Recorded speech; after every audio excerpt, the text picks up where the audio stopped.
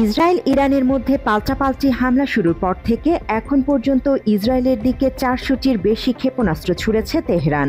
এছাড়া ইসরায়েলে হামলার জন্য তেহরান কয়েকশো ড্রোন পাঠিয়েছে। এর মধ্যে বুধবারই মোট 10টি ড্রোন ভূপাতিতের দাবি করেছে ইসরায়েলি সেনারা।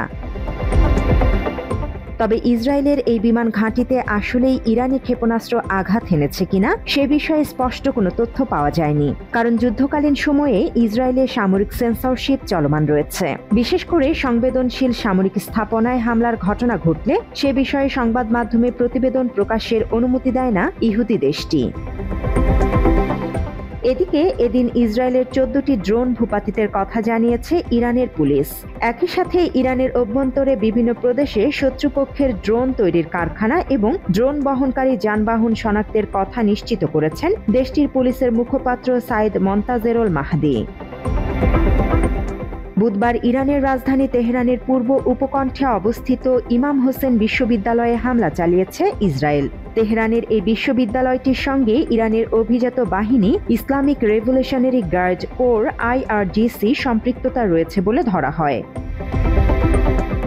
এদিন ইরানের রাজধানীর কাছে ইসরায়েলি বাহিনীর আরও একটি F-35 যুদ্ধবিমান ভূপাতিত করেছে তেহরান। দেশটির সেনাবাহিনীর আকাশ প্রতিরক্ষা ব্যবস্থা ইসরায়েলের এই সর্বাধুনিক যুদ্ধবিমানটি ধ্বংস করেছে। এই পরিস্থিতিতে জাতির উদ্দেশ্যে দেয়া ভাষণে ইরানের সর্বোচ্চ নেতা আয়াতুল্লাহ আলী খামেনি বলেছেন, ইরান চাপিয়ে দেয়া যুদ্ধের মতো চাপিয়ে দেয়া শান্তিরও বিরোধিতা করবে। এই জাতি কারো চাপের মুখে কখনো আত্মসমর্পণ করবে না। বুধবার খামেনি আরও বলেন, যারা ইরান ও তার ইতিহাস সম্পর্কে জানে তারা জানে হুমকির ভাষায় ইরানিদের কিছু বোঝানো যায় না।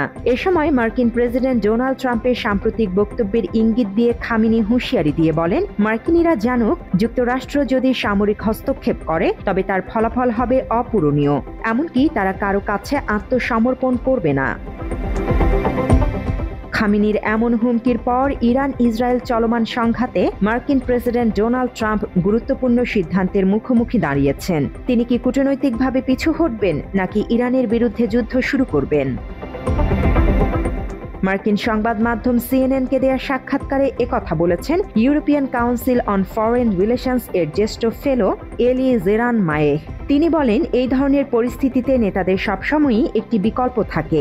অতীতেও ট্রাম্প ইরানের সঙ্গে যুদ্ধের দ্বারপ্রান্ত থেকে সরে এসেছেন, এবারও তা তার পক্ষে সম্ভব। তিনি আরও বলেন, যদি ট্রাম্প ইরানের পারমাণবিক স্থাপনায় হামলার সিদ্ধান্ত নেন, ইরান সেটিকে তাদের বিরুদ্ধে যুক্তরাষ্ট্রের সরাসরি যুদ্ধ ঘোষণার সমতুল্য বলে বিবেচনা করবে। জেরান মায়ে বলেন, যদি এই প্যান্ডোরার বাক্স একবার খুলে যায় তাহলে পরিস্থিতি কোথায় গিয়ে দাঁড়াবে সেটি বলা কঠিন। এ ধরনের সংঘাতে জড়ালে সম্ভবত প্রেসিডেন্ট ট্রাম্পের বাকি মেয়াদকে সম্পূর্ণ গ্রাস করে ফেলবে।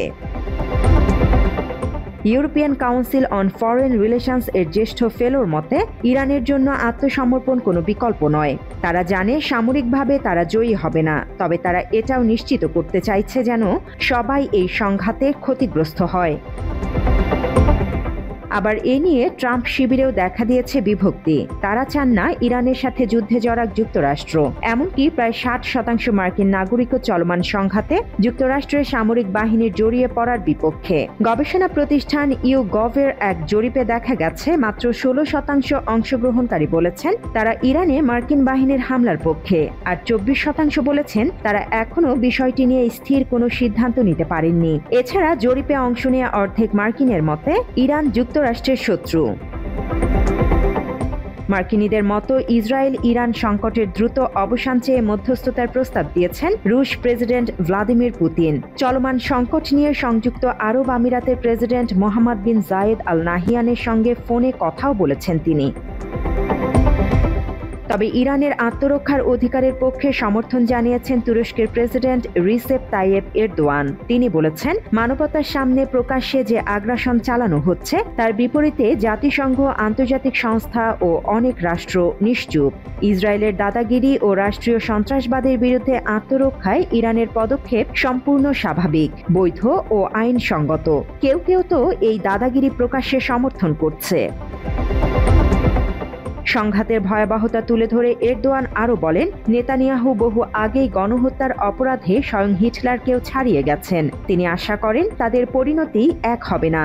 গাজা, সিরিয়া, লেবানন, ইয়েমেনে ও প্রতিবেশী ইরানের ওপর যে অমানবিক আগ্রাসন চলছে তা থামাতে তুরস্ক সর্বোচ্চ চেষ্টা চালাচ্ছে বলেও দাবি করেন তিনি। জান্নাতুল ফেরদৌস, বাংলা এডিশন।